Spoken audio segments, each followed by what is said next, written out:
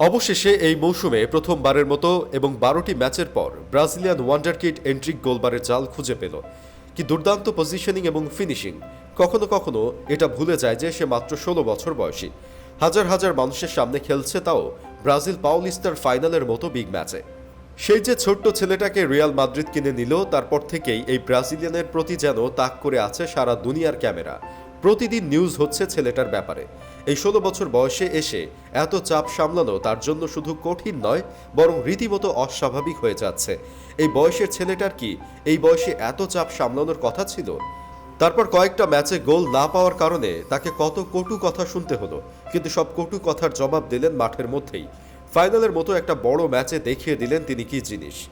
৪৬ মিনিটে যখন মাঠে নামেন এন্ড্রিক ফেলিপে, তখন তার দল পালমেইরাস ১-০ গোলে পিছিয়ে ছিল। মাঠে নামার ৭ মিনিটের মাথায় দুর্দান্ত ফিনিশিংয়ে দলকে ফাইনালে সমতায় ফেরান। সেই সাথে সবচেয়ে কম বয়সী গোলদাতা হয়ে যান পাউলিস্তার ফাইনালের ইতিহাসে। শুধু কি তাই, আরেকবার তাকে নিয়ে যারা সমালোচনায় মেতেছিলেন তাদেরকে চোখে আঙুল দিয়ে দেখিয়ে দিলেন সমালোচনা করার আগে তার ব্যাপারে ভালোভাবে জেনে নিতে। তার শরীরে বইছে ব্রাজিলিয়ান ব্লাড, আর ব্রাজিলিয়ান ব্লাড মানেই ফুটবলের জন্য নিবেদিত প্রাণ। আর এমন একজন নিবেদিত প্রাণ ব্রাজিলিয়ান ব্লাড এন্ড্রিকের নামে উল্টাপাল্টা কিছু বলার আগে তারা যেন দেখে আসে ব্রাজিলের ইতিহাস এবং ঐতিহ্যের কথা। এটাই যেন আরেকবার ঘোষণা দিলেন তিনি।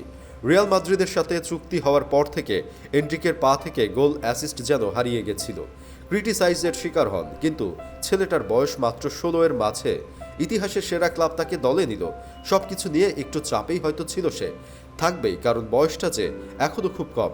আর এই বয়সে এই ছেলেটার চাপে থাকাটা কি খুব একটা অস্বাভাবিক কিছু না?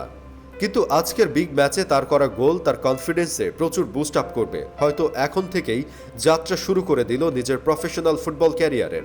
প্রমাণ করার মিশনে নামবেন কেন সে ওয়ান্ডার কিড, কেন মাত্র ১৬ বছর বয়সে ইতিহাসের সেরা ক্লাব তাকে দলে নিল। অনেকেই কেবল ব্রাজিলিয়ান হওয়ার কারণে তার দুর্নাম করে থাকেন। রিয়াল মাদ্রিদ কি ওকে শুধুই ব্রাজিলিয়ান বলে সাইন করাইছে? শুধু ব্রাজিল দেখে সাইন করাইলে তো রিয়াল মাদ্রিদ বিশ্বের ইতিহাসের সেরা দল হয়ে উঠত না, তাই না? যেই ভালো খেলবে দলগুলো তাকে নিতে চাইবে।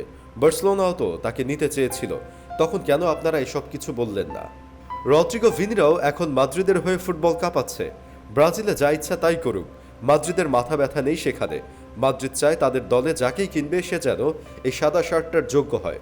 আর তাদের কাছে যোগ্য মনে হয়েছে বলেই তারা ব্রাজিলের গলি থেকে নিয়ে এসেছে এই খুদে জাদুকরকে। সময় এখনো বাকি আছে, দেখা যাক সামনের দিনগুলোতে তারা নিজেকে প্রমাণ করতে পারে কিনা।